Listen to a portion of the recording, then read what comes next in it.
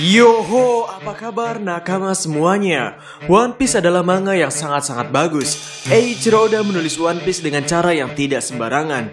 Eiichiro Oda menulis One Piece dengan cerita yang benar-benar terstruktur, dengan konflik yang juga tidak murahan dan tidak terlalu melebay-lebaykan hal yang kelihatannya simpel.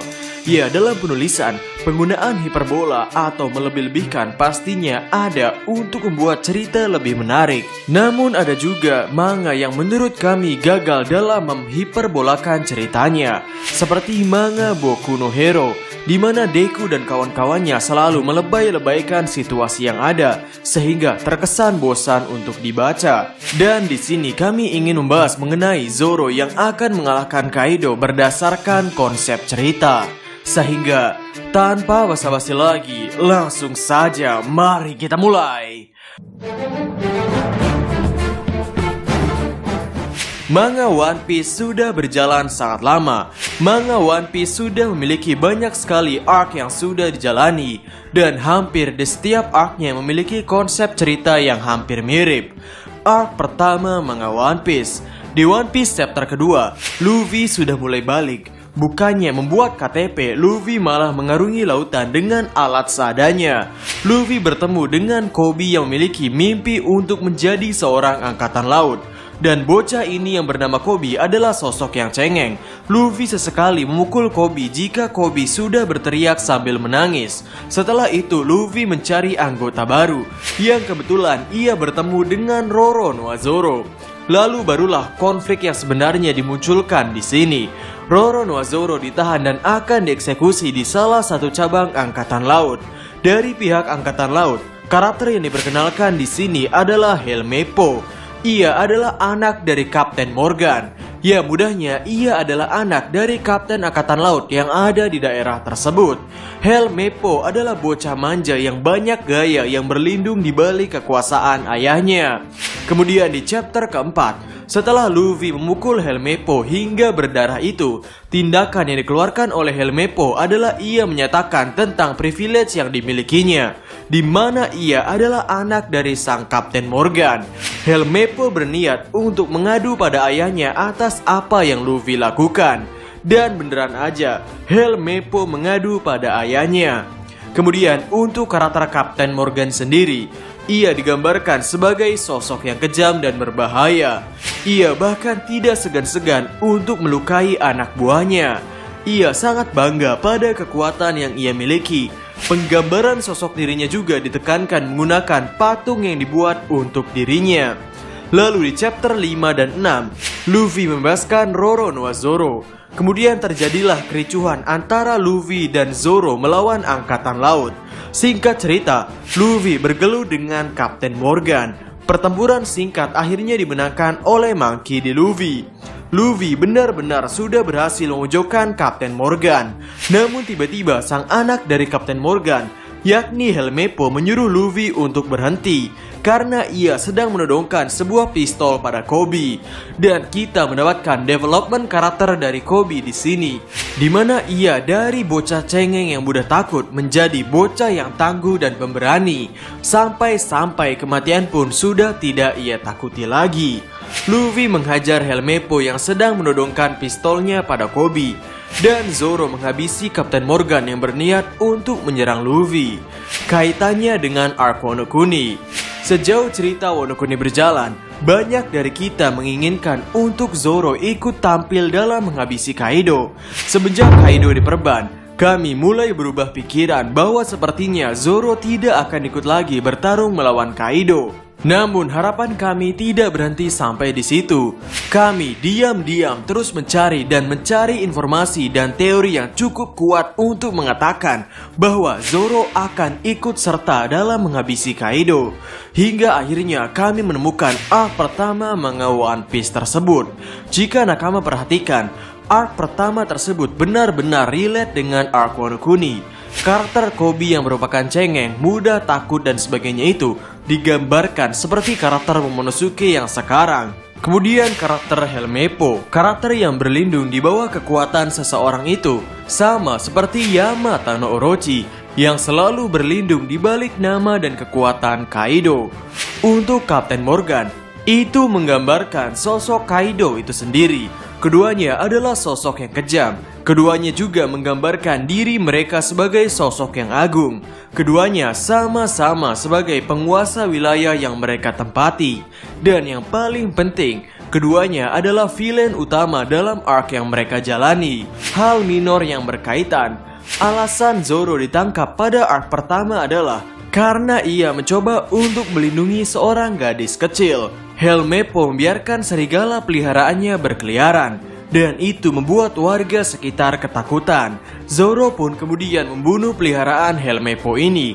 Dan paralel hal ini dengan Wano Kuni adalah di mana Orochi berniat untuk menghabisi seorang gadis kecil bernama Otoko, yang kemudian Zoro turun tangan untuk menyerang Orochi demi melindungi Otoko.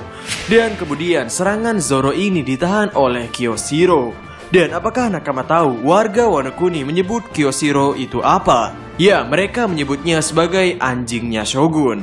Ya, hal itu ia dapatkan karena ia benar-benar berbakti pada Shogun Kurozumi Orochi.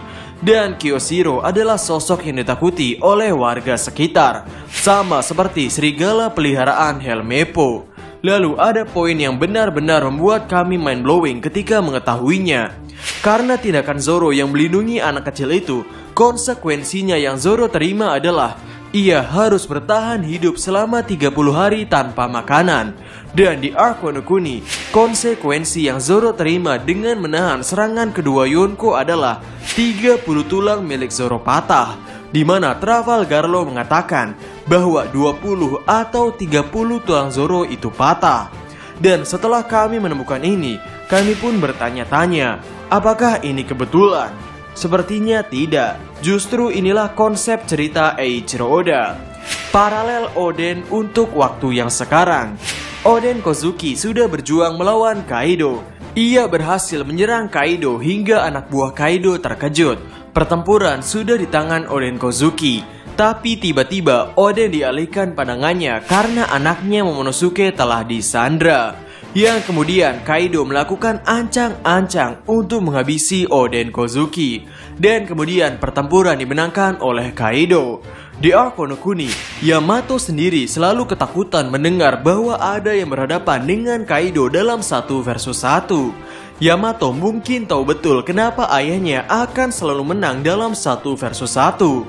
Yang karena itu, Yamato bergegas ke tempat Kaido berada ketika Yamato mendengar bahwa Luffy sedang 1 versus 1.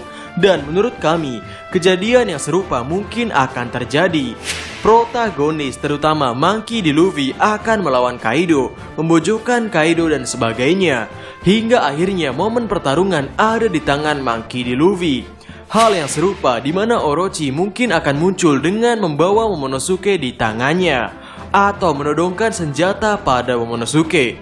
Dan kemudian Luffy teralihkan pandangannya. Luffy pun menyerang Orochi. Dan Zoro akan menghabisi Kaido yang mencoba untuk menyerang Luffy. Ya, intinya, terlepas dari siapapun karakternya yang akan memerankan peran Helmeppo di arc Wano Kuni ini, entah itu Orochi atau siapapun, pandangan Luffy atau pandangan orang yang sedang bertarung dengan Kaido akan teralihkan.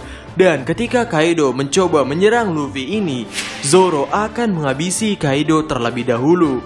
Yang mana hal itulah yang membuat kondisi pertarungan saat ini berbeda dengan kondisi pertarungan Oden versus Kaido.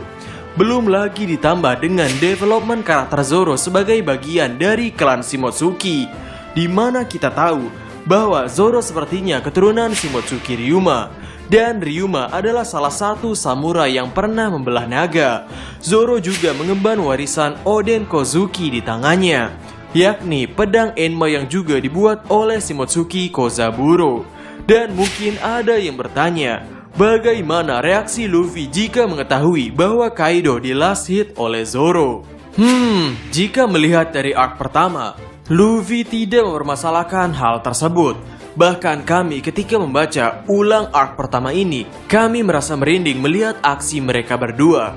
Apalagi setelah Zoro menghabisi Kapten Morgan. Di sini Zoro berkata, "Serahkan padaku, Kapten." Ho, ini adalah cerita yang sungguh epik. Sehingga kesimpulannya, dari konsep cerita arc pertama dan kaitannya dengan konsep arc Wano Kuni, Zoro mungkin akan menjadi orang yang membunuh atau menghabisi Kaido atau villain utama arc Wano Kuni ini. Dan tahukah nakama, ketika protagonis berhasil mengalahkan villain utama dalam arc pertama itu, reaksi bawahannya yang masih hidup adalah mereka bergembira karena mereka bisa bebas dari jeratan Kapten Morgan. Yang mana kami pikir hal yang sama akan terjadi jika Kaido berhasil dikalahkan. Mengingat Kaido membangun bajak lautnya dengan ketakutan, bukan dengan hati. Seperti Hawkins, Apu, dan lain sebagainya yang masuk ke dalam bajak laut Kaido karena mereka takut mati.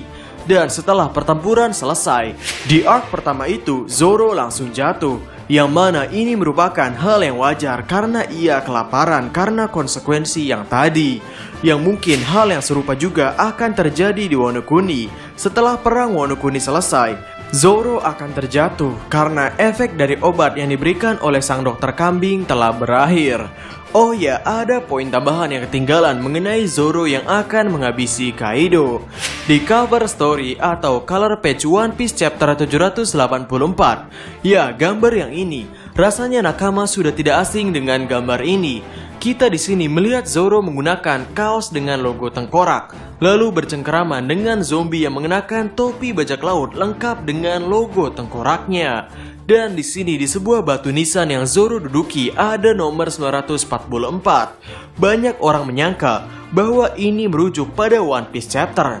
Namun sepertinya angka 944 ini merujuk pada salah satu karakter dalam Fever Card.